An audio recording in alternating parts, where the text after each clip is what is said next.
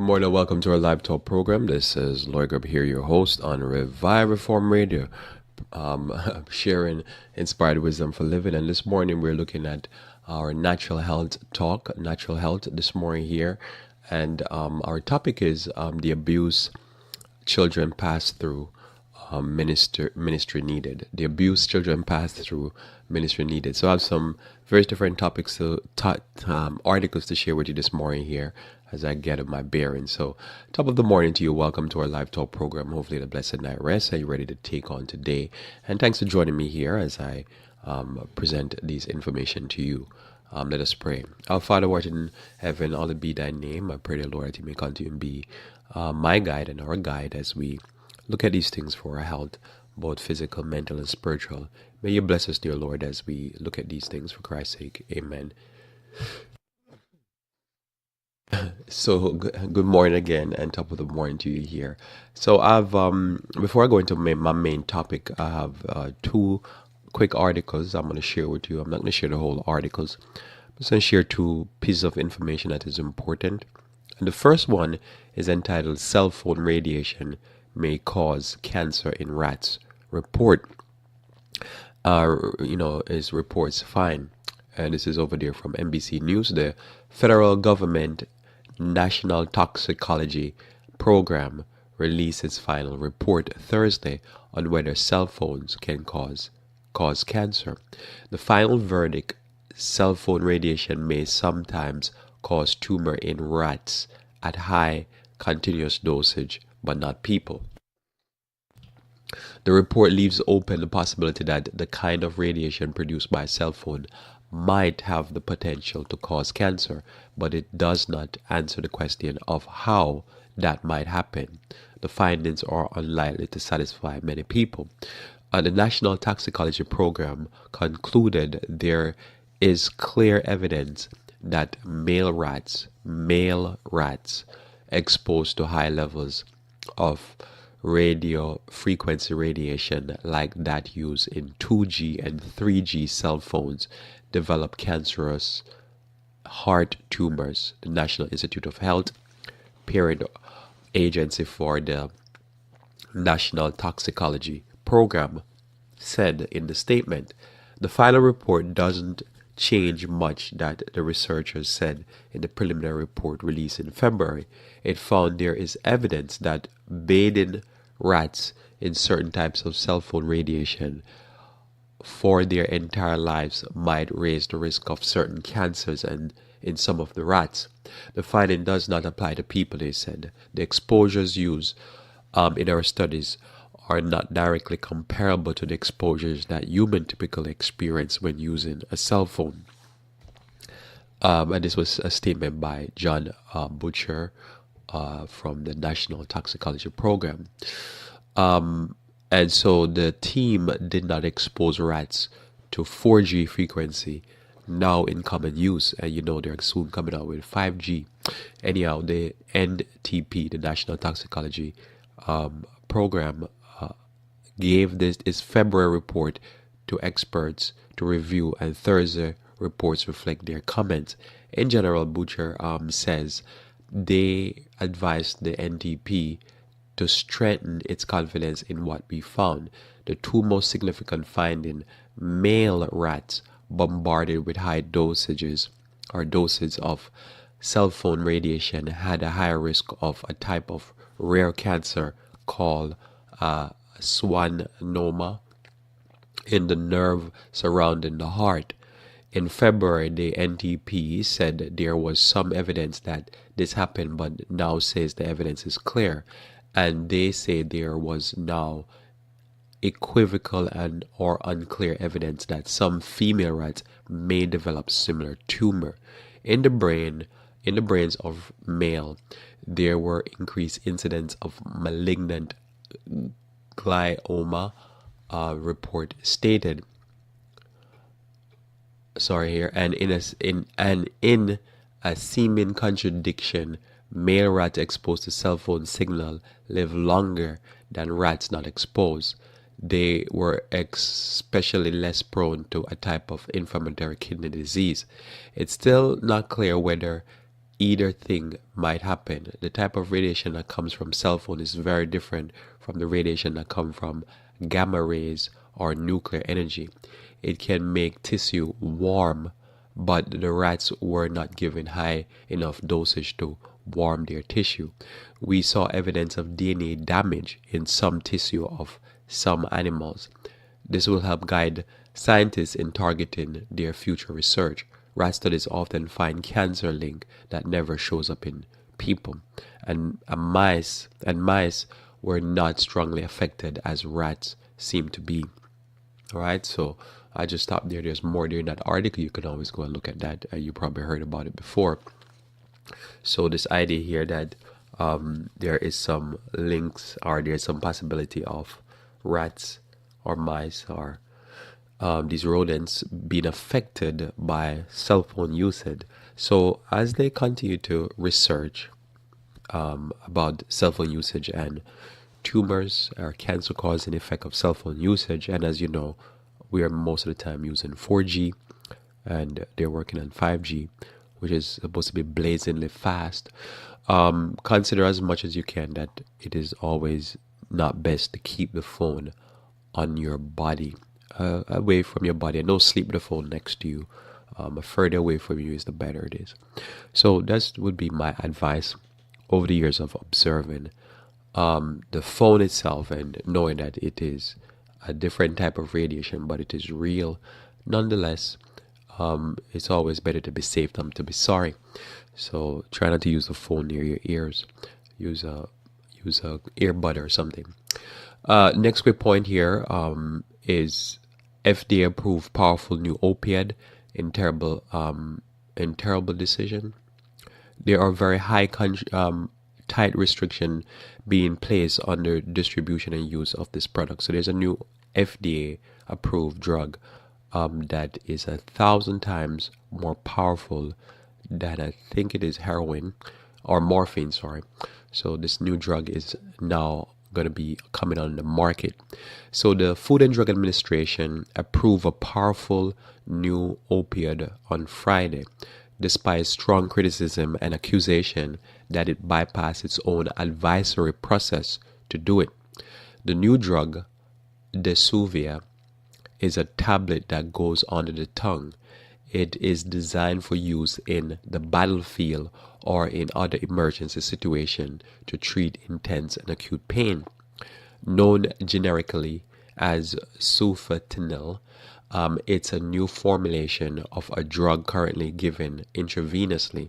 Critics say it will be incredibly easy for health workers to pocket or divert the drug to the illicit drug market, and because it is so small and concentrated, it will likely kill people who overdose on it.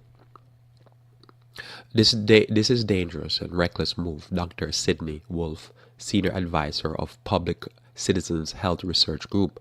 He questioned whether there's need for yet another synthetic opioid when the U.S. is in the throes of an opioid overdose crisis. FDA Commissioner Dr. Scott Gottlieb defended the decision in a lengthy statement. Quote, "We understand the concerns about the availability of high-potency formulation of sufentanil and the associated risk," he wrote. There are very tight restrictions being placed on the distribution and use of this product. We've learned much more from the harmful impact that other oral opiate products can have in the context of the opioid crisis. We apply those hard lessons as part of steps we're taking to address safety concern for Desuvia. End of quote. But Dr. Rayford Brown, chair of the FDA's Anesthetic and Analgesic Drug Product Advisory Committee and a professor of the anesthesiology and pediatrics at the University of Kentucky, said he did not think the FDA had taken enough care. Quote, "I am very disappointed with the decision of the agency to approve Desuvia. End of quote, Brown said. The action is inconsistent with the charter of the agency. As I discussed with representative of the agency today, neither the lack of efficacy data nor the sponsors' response to safety concern have been answered, he added. Clearly, the issue of the safety of the public is not important to the commissioner, despite this attempt of obfuscate and misdirect. End of quote. And I'm marked there that if you follow Gottlieb so far, he's been the head of the FDA. He's been very, I guess, freewheeling with his pen to approve stuff and do things like this. Brown, who issued a statement critical of the FDA in tandem with Public Citizen, said he was left out of the advisory process for Desuvia. He was not present when his committee voted to recommend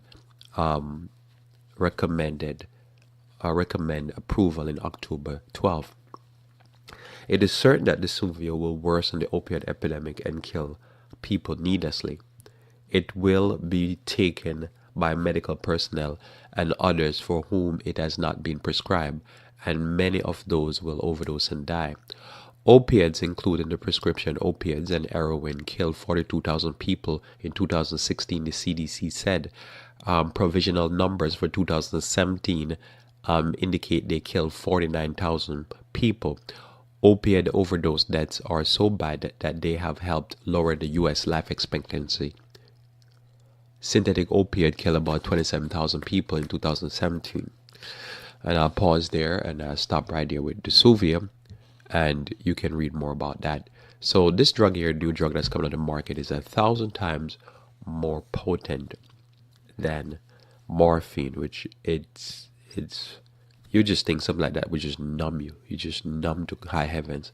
So fascinating. So this new stuff that's coming out, and they're saying Desuvia, sufentanil will be one of the ways it'll be used in battlefields, and I guess in various different emergency rooms. So you can imagine you put it on the tongue and you're just like numb. Fascinating. So that's what's happening in that drug market. So they're coming up with even more powerful drugs. And what many people believe is that they're going to be misdirected again and fun out to the market and to those even in the medical world. And they say it's something that a little tablet you put on your tongue. Fascinating the way the world is going. But it is something for you to be aware of. As a matter of fact, on that drug, they say it's 72 hours. It can't be used for no longer than 72 hours, as you could have high risk of dependency and so forth. So know what's going on. Know when you're going to if you go to the hospital or doctor, what your options are, and exercise those options. All right. So I'm going to take it on to my main topic here. The abuse. My main topic is the abuse children pass through. Ministry is needed. So when you're young, I might say here before I read my first article, you find yourself, you look back and you realize that you're at the whims of your parents and your guardian. That's just life.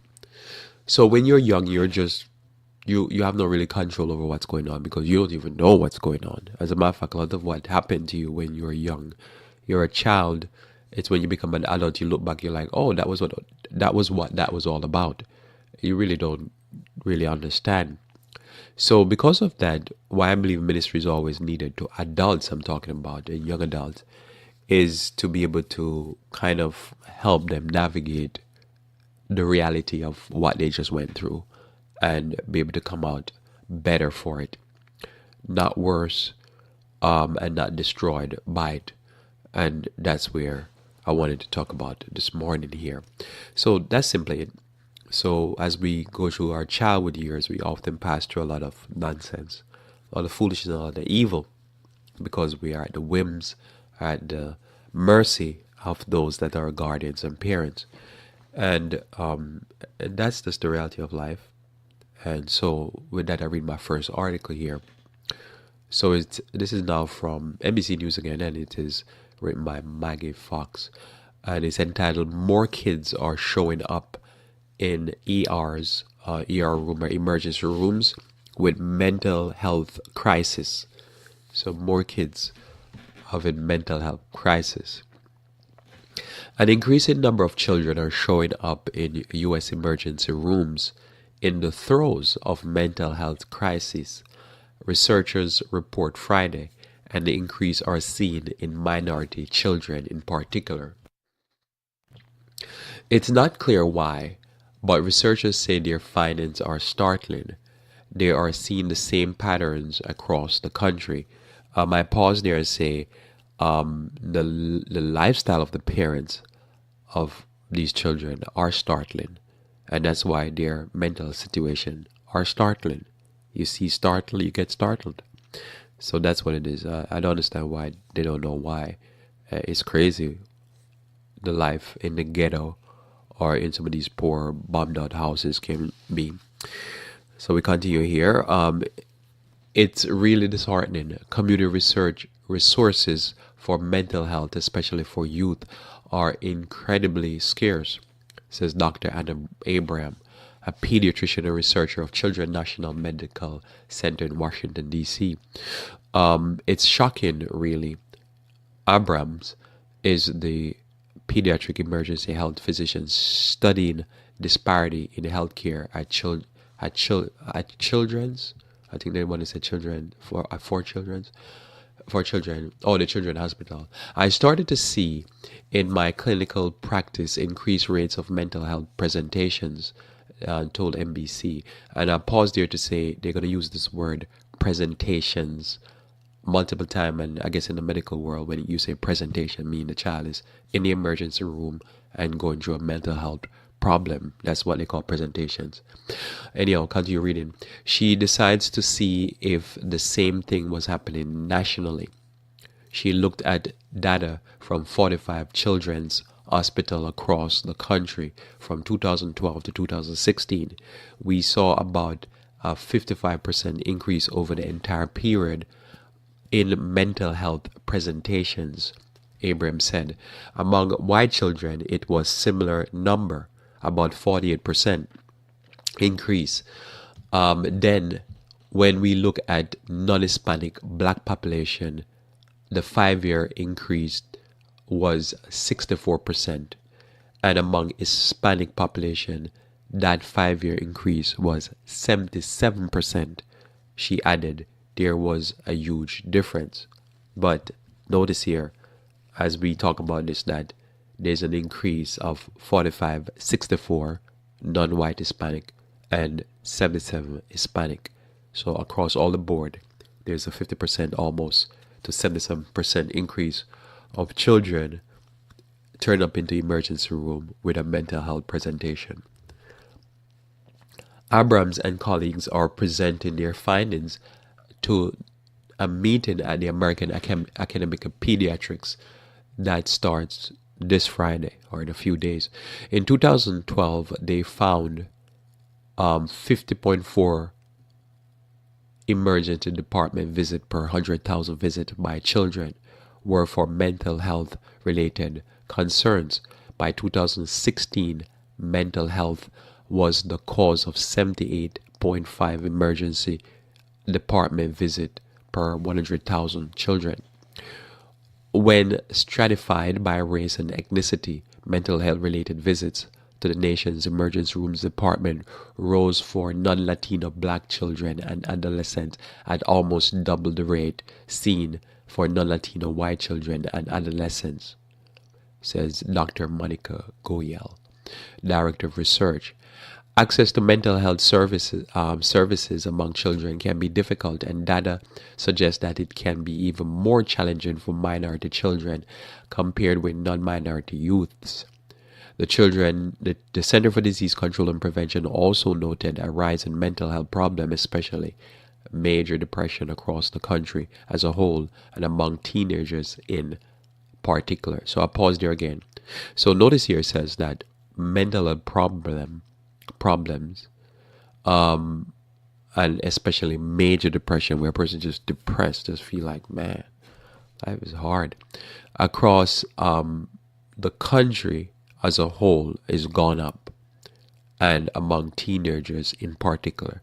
So teenagers especially are very depressed, right? And so if you look at the lifestyle though of the adults, you could quickly summarize why the children are going into major depression. That those age years can be very confusing and depressing. Anyhow, continue reading. The CDC says 1 in 5 children age 3 through 17, about 50 million, have a diagnosable mental, emotional, or behavioral disorder in a given year, but only 20% of them get diagnosed or receive care, right? So out of 50 million, only 20% actually become diagnosed or get into treatment. The average age of children being brought in for acute mental health crisis was 13, the team founded. One of our other analysis showed that during our study period, a non-Hispanic black child was 1.5, which looks right, times more likely to present to an emergency department with a mental health complaint than a white child. The numbers are just staggering. Now, all they said the numbers are staggering, which is my focal point this morning. The abused children pass through ministries needed, especially after they become more, older. Now, think about it. It is, if you think about the lifestyle of a lot of people that and how they live and how crazy they are, the adults now, the parents, and you're just thinking about their lifestyle, it gives you a headache.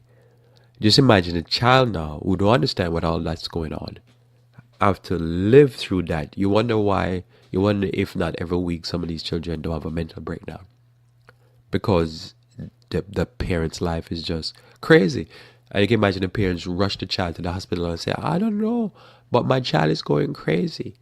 And you look at the parents like, yeah, but you're crazy. You're so crazy that even just thinking about you make me feel like I'm going crazy. And you just can imagine what the children are living under. The abuse that they're going through, just watching the parents going through their lifestyle. Continue. Abraham says the combination of factors is likely causing the increase. We can speculate, but we can't say for sure what is happening, she says. And I can both speculate and can say for sure, probably 85% of the time what's happening. She said, in particular, it could be due to a scarcity of mental health professionals who can help the children. There are also clearly real increase in some mental health issues. I pause there again. Notice that she's saying here, really what is needed is more mental health professionals. Yes, after the child has gotten a mental breakdown. But in order for you to really talk about it, you have to talk, well, what brought the child to that place? I mean, a child getting up eating burgers every day and all this type of fast food. A lot of these people, they don't cook. A lot of people don't cook. So it's like, imagine, child not getting no food. They live in poor. They live on, as I say, government cheese, or they live in not on government cheese, but the parents is busy watching videos and being entertained, not really taking care of the child. So the diet is a mess. The lifestyle of the home is a mess. It's just a mess all the way around. And you can look at the child sometimes. You ever see a child and they have bags under their eyes? Just raise your hand. Well, don't raise your hand because I can't see it. But you ever see a child with bags under their eyes? Are you thinking, man, this child, like, they're not sleeping and look like they're like going on 50, 60. Are you thinking, what a rough life? You're 12 and you have bags under your eye. You're like you haven't slept in days. You can understand where that's gonna end. And then the child start to have disturbing dreams, start to can't focus in school, whatever. And the parents like, oh no, what the child is a more mental health professional. And I'm thinking, no, what the parents need is find Jesus and some mental health profession themselves. That's the problem. There, the parents is the cause. 2 more paragraph. People are also talking more openly about depression, anxiety, and other common mental health problems, and that make parents feel more comfortable about seeking help for their children.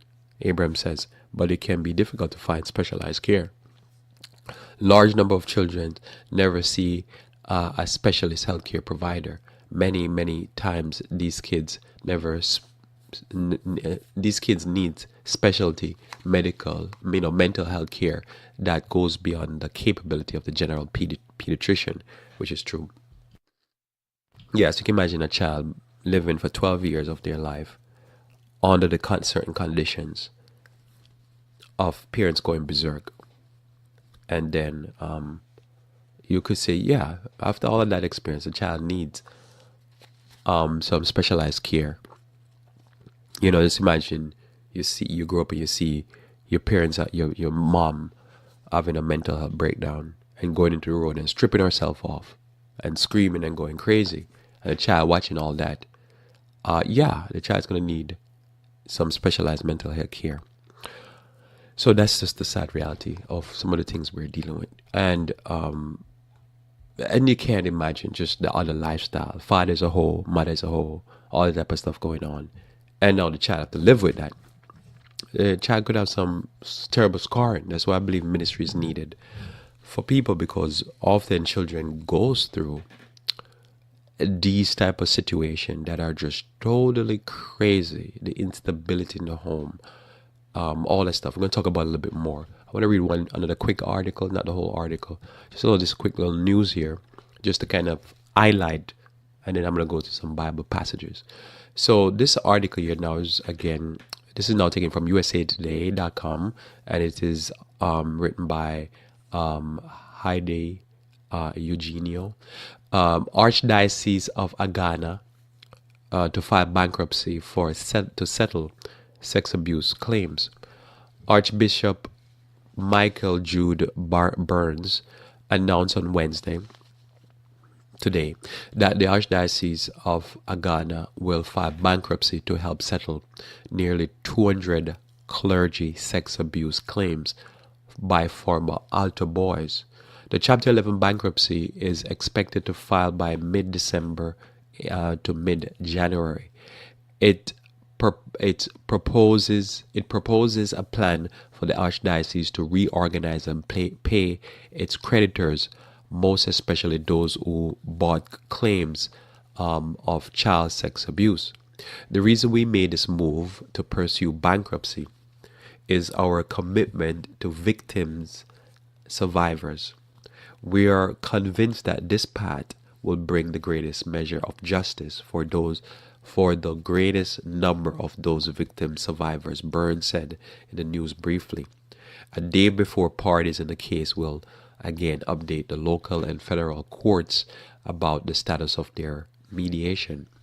The Archdiocese of Agana is the 20th Catholic diocese in the United States to file bankruptcy since 1994 to help settle clergy sex abuse claims, according to North Idaho-based bankruptcy attorney Ford Eliezer, who was tapped by the Archdiocese to help in the process. He said that there's been substantial disruption in the mission of the church, their schools, and other Catholic community activities of these dioceses that file for Chapter 11 bankruptcy. And I just pause there, I won't go no further. So basically, they're doing a Chapter 11 bankruptcy from what I read in the article.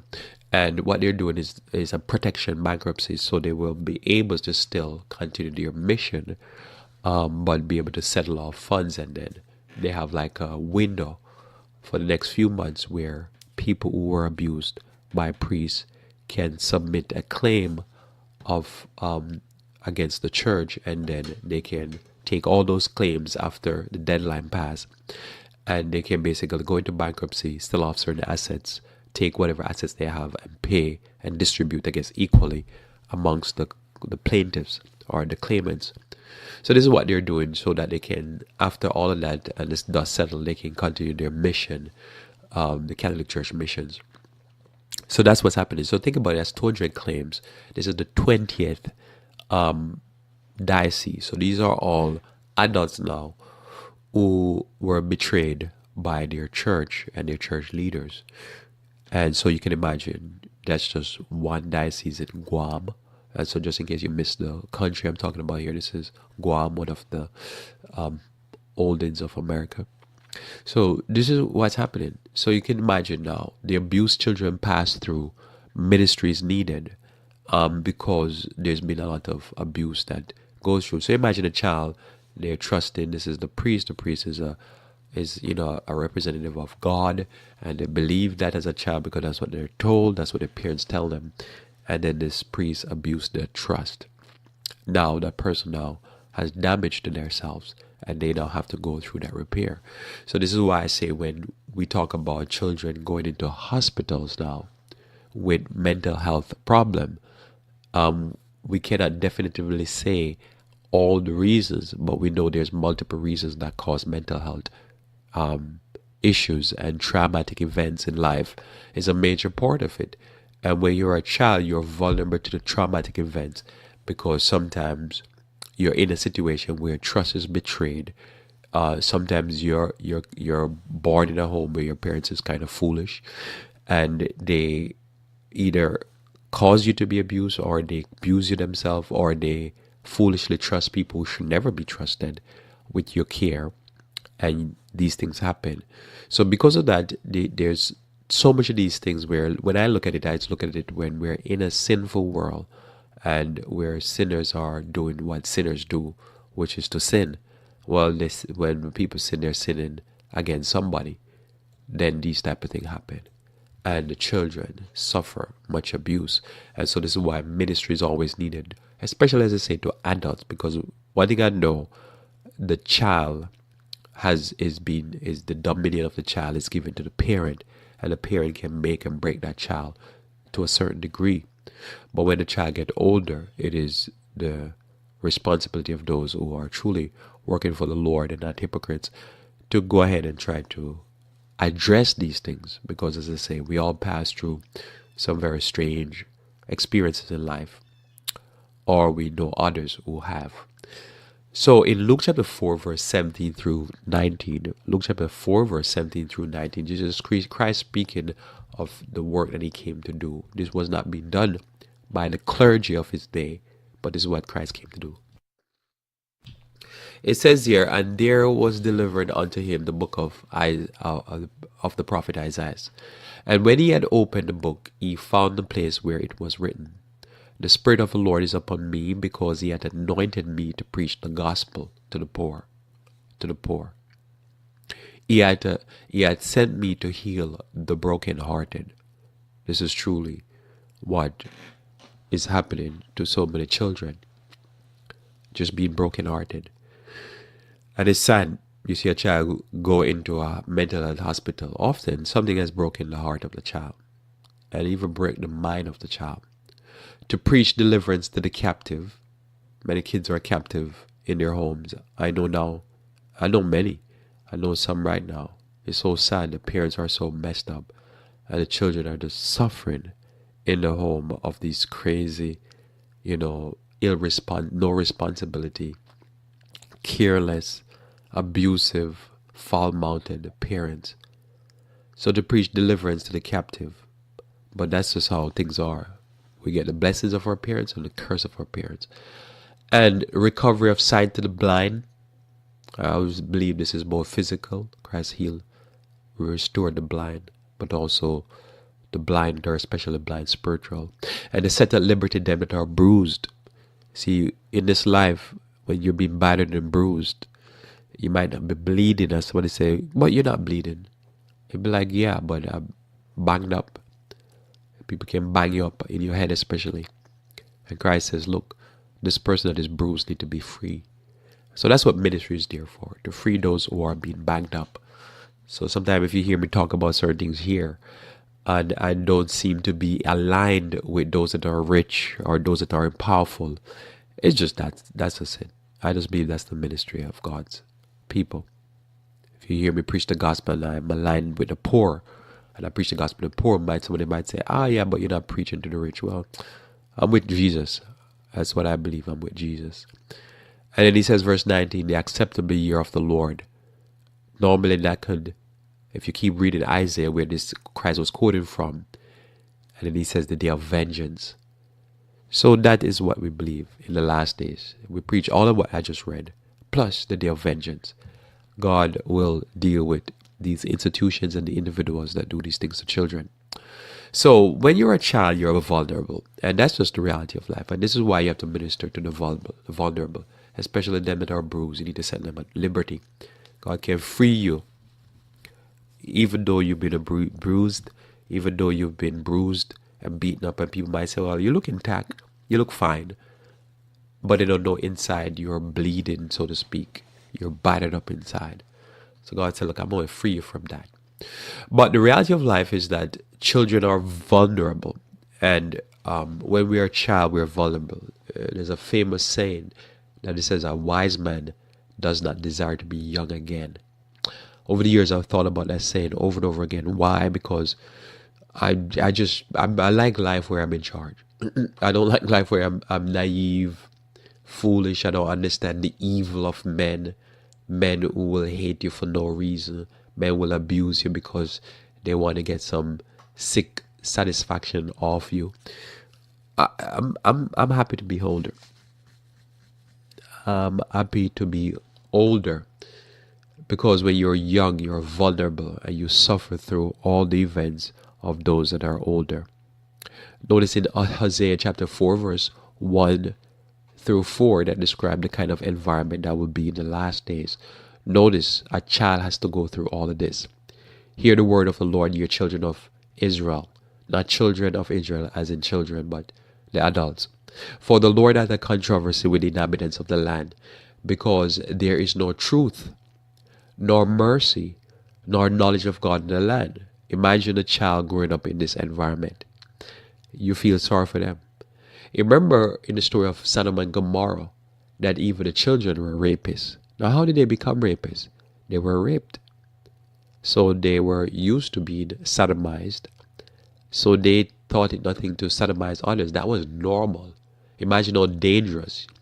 You hear similar stories when you watch videos about wars or hear reports about wars, and then they start to use child soldiers. The child soldiers are extremely vicious because that's all they know. They just know killing, raping, pillaging. That's all they know. They're even probably more dangerous than the adults that are warring. And that's the reality. And so they become dangerous even for their own good. Sad. And so there is no truth. Imagine growing up in a home and a parent tell you there is no truth. There is no real. There is all life is just about whatever you want to do, do it. That child is dangerous. That child is a captive. That child is blind because there's no truth. And today we have people that they're brought up into a system where they never hear anything of truth. So they say there's no truth. There's no solid ground for them. No mercy. And we're seeing this. The more we teach our society that there's no truth and there's no God and there's no nothing, merciless. It's nothing for young people to just go into, and adults just go and start shooting people that they have no beef with. There's no cause, there's no reason for their crimes.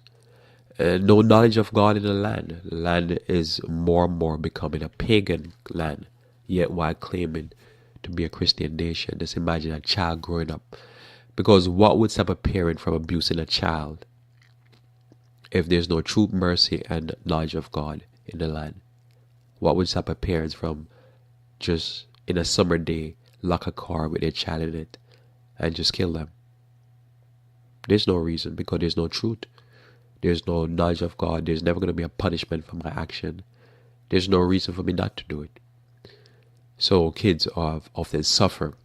By swearing and lying and killing and stealing and committing adultery, they break out in blood, touch and blood. We see this. As I've often said here, most of the mass murders are caused because of domestic situation. Somebody cheating on somebody else. Somebody committing adultery. And remember, all of that is going on, and the children are there, experience this. And most of the time, before things blow up, these things go on for years. We're just people losing their mind, them having mental health. I've seen so many couples that they look like they're going to go crazy. And while this is going on, and if the adults who are supposed to be adults are looking like they're going crazy, what do you think is going on with the child? It's a lot of mental disturbance for the child. And the child basically have to be in a fairy tale land to sometimes survive all the mess all the screaming and cursing and fighting and blood touching blood. Imagine a child waking up and there's blood everywhere, and daddy and mommy is dead. That child have to go through that trauma for the rest of their life. This is why ministry is needed, because that's going on and the child's not protected. When people get mad, they don't care about the children. They just display all of that madness in front of the child. Verse 3, therefore shall the land mourn, and everyone that dwelleth therein shall languish. Languishing is a slow death. It's when you're dying, but it's like starving to death and dying of thirst and just there dying and it's getting worse and it's going on and on. And that's what it is. Many people you see that by the time they have a mental breakdown, they are dead, dying a slow death. It's just they're bruised. You can't see it on the outside. You can see it on the outside to a certain degree, but just the bruising. But inside, they're blooded. Slow death. Therefore shall the land mourn, and everyone that dwelleth therein shall languish, with the beasts of the fields and the fowls of the heaven. Yea, the fishes of the sea also shall be taken away. Yet let no man strive, nor reprove another. For thy people are they that strive with the priests. See that there?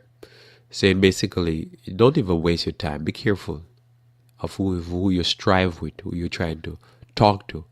Because these people are striving with the priests. So you're trying to teach morality and people are arguing with you and fighting with you. Like, man, Bible says, man, leave them alone. Don't even pray for these people. But that's sad because the child get caught up into all of that. And we can see, if you look at the pre-sex abuse scandal, you can see how many of those kids, young, they're adults now, grown adults, being battered and bruised. Because the worst thing that can happen, other than somebody killing you or torturing you, is that betrayal of trust. When you trust somebody and they betray your trust, it's like a dagger in the back. So that's the environment. So when they say they don't know why these are happening, well, again, recently I was somewhere and I saw a TV and I was scanning through the channel and I realized 20 years ago, the programs that used to be on TV, some of them are still on TV. And I remember first when I saw some of these crazy daytime talk show program, I thought it was like a joke. Like it was like there's a level of sitcom, like they were doing it for joke. It's like some weird movie. And I started to meet people in the society who procreate, had kids, and they were just like the people on the talk show programs. They're crazy as that. And I was thinking, wow. A few minutes and my head is spinning. I can't imagine a child growing up with that madness. Total craziness. And this is why I believe in church. I know today we're talking about health. Because I believe that's part of it. I see church as a day where you can do like group therapy. That's how I see church. See this as part of the results of church. We're there to worship and sing and all that. But all that is part of the therapy.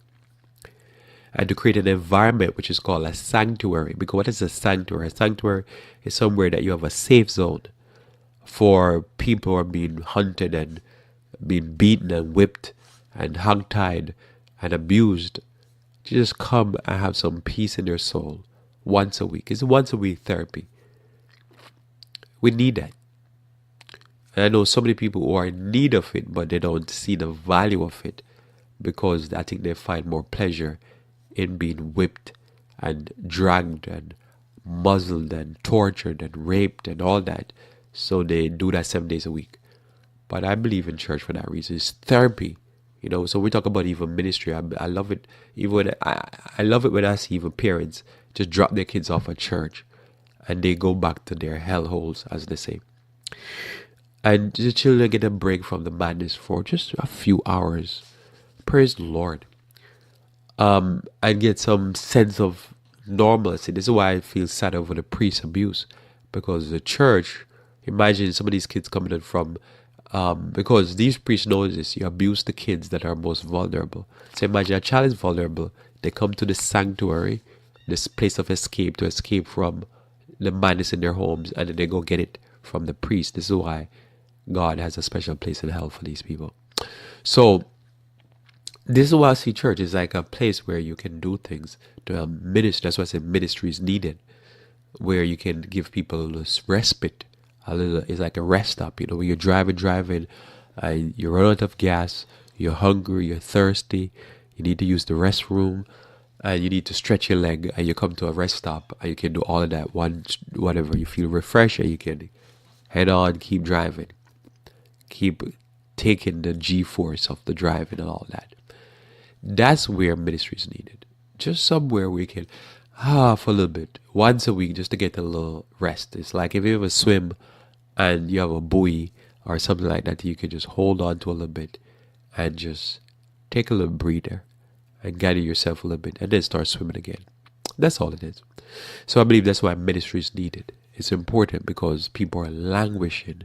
They're dying a slow death, and all they need probably is just a refresher once a week to get out of their situation and refocus their mind on other things, and get their mind like reset, get some different programming than what the TV's offering and what they're offering each other, and tap into something different, tap into something supernatural, tap into something that is awe-inspiring, tap into issues, deal with issues, and then go back to that. There's always going to be enough. I always say to people, there's always enough of the madness out there. You can take a break. So in 2 Timothy chapter 3, verse 1 through 7. 2 Timothy chapter 3, verse 1 through 7. Here the Bible describes again the environment that people are living under and why there's always need to have a different environment that you can escape to. This is why they have done studies and show that just people going out into nature, restore their brain, because it's a different environment. Just going for a walk, looking at trees, seeing a bird fly by, seeing a butterfly, looking out at the landscape when it's freshly snowed over, and just being refreshed by that and feeling that peace, just feeling that quietness, that stillness that is needed. Because what's going on in the hearts of men? 2 Timothy chapter 3, verse 1 through 7 says, "This know also that in the last days perilous times shall come." Who's going through all that trauma? They've done studies where they show in various different parts of the world where children experience trauma. It could be, they've studied like Ireland, they've studied places in South Africa, places in the ghetto, places in the war-torn regions. And all these kids end up with post-traumatic stress disorder. They have seen so much violence that they come away and their experience is similar, as if they've all been through war, even though they're different scenarios. I just think about some of the children that they've gone through a home where there's so much spousal abuse, verbal abuse, mental abuse, torture going on. And you think waterboarding is going on in people's home. They're torturing each other, and the child is growing up with that torture. That child might be now an adult. You might be one of those children listening to me right now, and you've been through that torture. And you probably never have sit down and talked to anybody. You never really counseled with anybody about the trauma you go through. You never really presented to Jesus about what you've gone through. And you never really consider how that torture that you've been through have affected you. But you have some mess in your head, and you have some personality disorders that you're living with, but you have never really considered that this is because of the experience you went through with your parents or your guardian.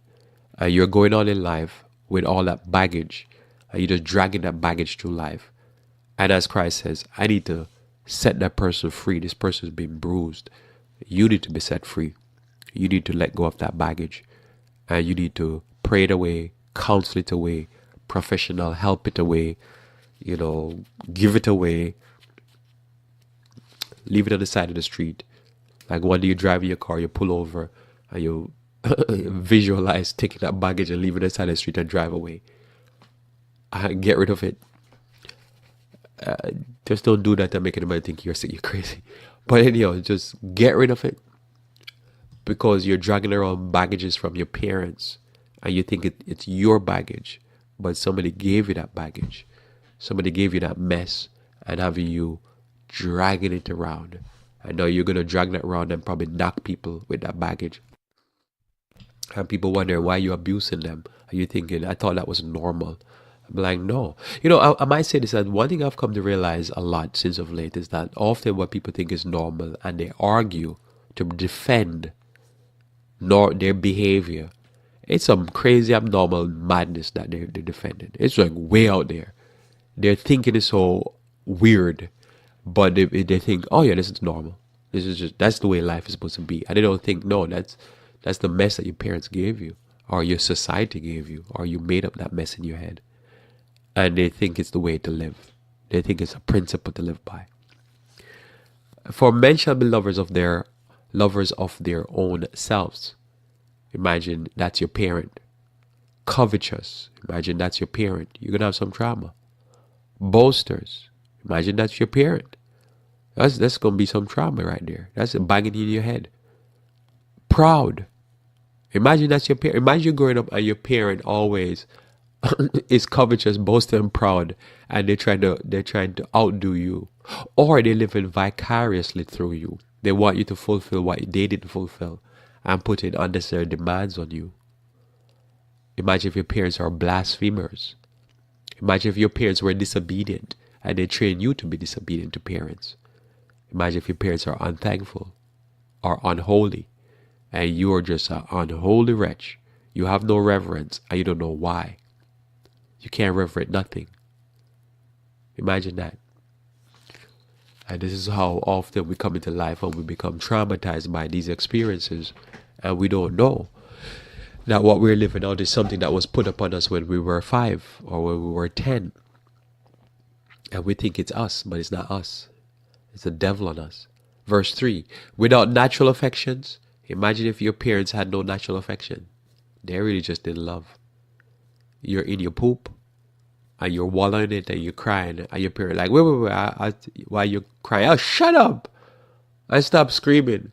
I need to finish this talk show that I'm watching, and you're suffering through, and you grew up with that, and year in year out, that's your experience, and you never really experienced love. You don't know what love is like because you just were never around love because your parents had no natural affection. Truce breakers. Imagine growing up with your parents were truce breakers. That's gonna suffer. You're gonna suffer some abuse. False accuser. I'm sure you've experienced that. You could grow up in a home and your parents is a false accuser, and they accuse you and malign you and make you look bad. And you know an adult and you say, oh, I'm an adult, I've made it. And not thinking, no, you need some therapy. You need some serious counseling and prayer. You have some mess going on in your head. And that's what we've come through. Now, as I talk like that, you can see why a wise man does not desire again to be a child. Why would I want to go through that again? Incontinent, has no self-control. Remember, these priests they had no self-control. They see little kids and they try to live out their perversion on these kids. But that happened with incest. A lot of time kids go through incestuous relationship with their parents because their parents are incontinent. They have no self-control. They have no impulse control. Whatever impulse, they do it.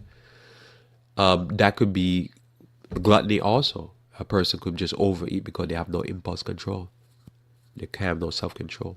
Fierce, beat the daylights out of you, beat you until you're blue. Despisers of those that are good. So a good little child and prepared, even jealous. I've seen parents jealous of their own children. Strange. Traitors. One can imagine that. Your parents backstabbing you. A young man told me the story that his father used to beat just beat him. He says, beat. And I was like, wow, this story sounds crazy. And then he actually literally lift up his shirt and show me his back. And tears come to my eyes. Even thinking about it now. It's sad.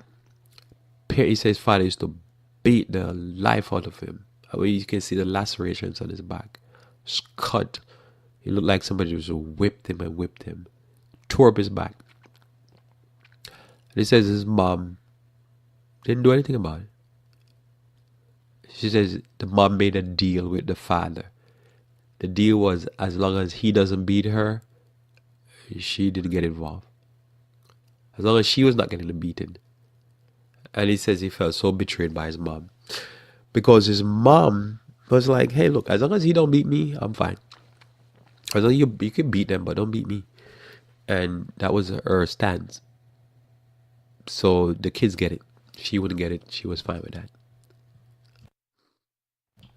And literally, a child going through that, child comes out. That child needs help, a lot of counseling, a lot of love, a lot of care. This is why the abuse, the abused children pass through ministry is needed. A lot of abuse. And so when you see traitors here, heady, high-minded, lovers of pleasure more than lovers of God, having a form of godliness. This is often people who are church-going folk. They're fake. They just have a form, but they're not really godly. They're ungodly. They're wretches. Deny the power thereof. From such turn away. The Bible says you have to turn away from people like that. Well, the children can. So they're going to have to do it. They're going to have to go through. So from this sort, or this sort, we say that creep into houses and lead captive silly women. That's why you can go into these churches and you'll find them packed with all these silly women jumping around and screaming like frogs. Laden with sin and led about with diverse lust. Ever learning and never able to come to the knowledge of truth. So a person can't just be going to church, learning, listening to seminars, doing this, and never come to the knowledge of truth. Silly as you can be. This is the reality. So the problem here is simply this, here, that the dominion of parents and guardian is part of what God gave humanity. But with that dominion, the suffering of the children becomes normal. And many of us have passed through these experiences. And we give back what we can to those who are passing through, have passed through those experiences. So this is a part of the pain of living with sinners. Sinners get dominion over other sinners. But when you're living with sinners, you don't know what bent the person has. But whatever bent and weakness they have, it might be inflicted upon the children. Most of the time it is. Or the children is just watching their parents just go through turmoil and struggle. That's why, as I say, I believe in church. I believe in having a safe space where that madness is not being displayed and people can come and get a break from their crazy homes for a while and have a different experience. Even if it's just for a few hours, just a different experience, a different insight. That life can be different. You don't have to be like this. We don't have to be ripping and tearing each other up and destroying each other in front of our children. We do what we can to protect our children from the life that is out there, because we're supposed to be on the other side. I'll read this again, Matthew 18, and again, when I read this text, read it before the pass. Matthew 18 verse 5 onward says, "And whoso shall receive one such little child in my name receive me. But whoso shall offend one of these little ones which believe in me, it were better for him that a millstone were hanged about his neck, and that he were drowned in the depth of the sea. Woe unto the world because of offenses, for it must need be that offenses come, but woe to that man by whom the offense cometh. Wherefore, if thy hand or thy foot offend thee, cut them off, and cast them from thee. It is better for thee to enter into life halt or maimed, rather than having 2 hands or 2 feet to be cast into everlasting fire. And if thy eye offend thee, pluck it out, and cast it from thee. It is better for thee to enter into life with 1 eye, rather than having 2 eyes to be cast into hellfire.